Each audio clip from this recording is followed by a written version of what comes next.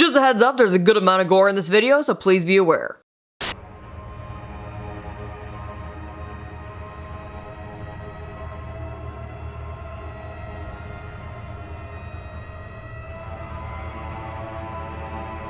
Good evening. In this tutorial, I'll be going over how to get this disgusting rolled wound effect that I like to call a skin sushi. So weird looking, so appetizing. All the products that you say will be listed somewhere around the video. Also, don't forget to check out my other effects tutorials, which I will put in the corners down here. And don't forget to subscribe to my YouTube channel. If you have any questions, comments, concerns, feel free to contact me. The first thing I'm going to do is I'm going to be making my flesh roll. And just like if you're making cookies or something, I'm gonna start off with cocaine. I'm gonna start off with translucent powder all over the surface where I'm going to be building my skin roll because I don't want the wax to stick to the surface. So translucent powder is basically like flour. I'm then gonna be taking a pretty good size of the wax and a little bit of makeup remover or Vaseline on my fingertips and just form it into that roll shape. I'm then gonna take a little more translucent powder and cover this so it's not sticky and ready to paint. To start painting it, I'm gonna be painting it with a coral adjuster, and this is alcohol-based makeup.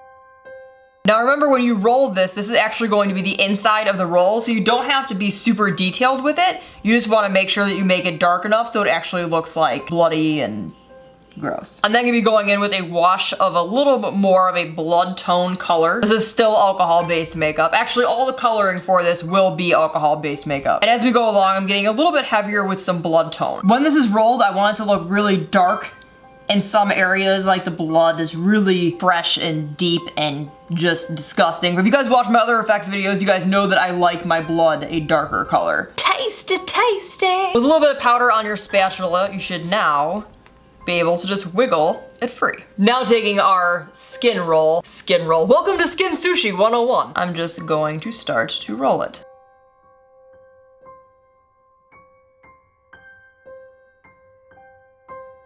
While we still have our skin roll off of our finger, I'm just gonna go in on the edges and add some blood to the outer corners. I'm also taking a little more of that black and separating each roll.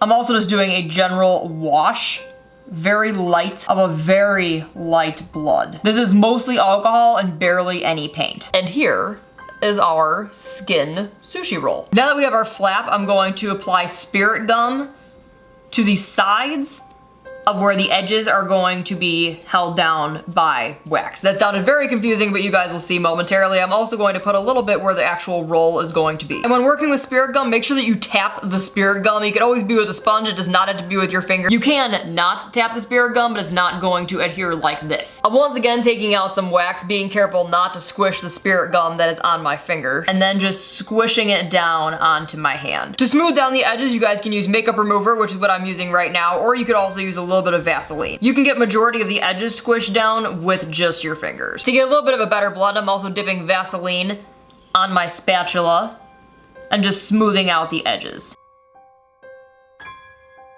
If you guys are working on areas where there's texture, like the palm of your hand, which this is not really practical to actually wear out, this is more for like demo purposes, using a spatula on the edges really is helpful because it also helps establish those lines that are naturally in your hand. And it will make it look a lot more like skin texture. If you want to be really specific with skin texture, you could also run your spatula and actually finish out the lines that naturally flow in your hand, just around the edges to establish more realism.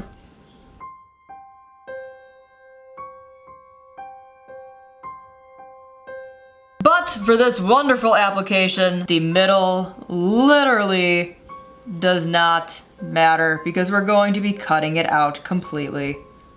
Goodbye. You're gonna wanna make your cut about the size of your roll. This will be where the actual rolled skin came from. And I'm just going to lift this section out. Using a powder that's the color of my skin tone, I'm going to powder it to take all of the shine away. At this point, this is where you guys can really see why it's important to establish skin texture. So you can see down here, this is all wax. In this section here, blended into my hand. Now we get to paint our hand. To paint my hand, I'm going in with a color a little darker than my skin tone and just filling in the middle. Once again, I'm gradually going in with some blood tone. We want to keep the walls of this extra bloody. I'm also mixing together a darker blood tone around the corners where the blood would have piled up against the skin. I'm like 90% sure that I just wiped off all the spirit gum, so I'm going to apply more spirit gum to the end of this wound. Once again, tapping it until it is sticky. I'm then going to stick on our skin roll, and I'm then just going to apply a little bit of blood underneath this skin roll. If you guys would like, you could also add a little bit of blood on the outside of your wound. I would do this very lightly around the wound, like it's cleaned off and then maybe some blood is left over. I think it's just a better effect that way, because if you put too much blood on something, you pretty much are covering up every single thing that you just did. Appreciate the gore. Words of wisdom, Alexys Fleming, 2015. Once you guys have these steps down, you can pretty much put it wherever you want. Now, I mainly demonstrated on my hand so you guys can see clearly. I wouldn't suggest putting it on the palm of your hand because chances are you're going to crush it, but you can obviously put it wherever you want that you're not going to crush it.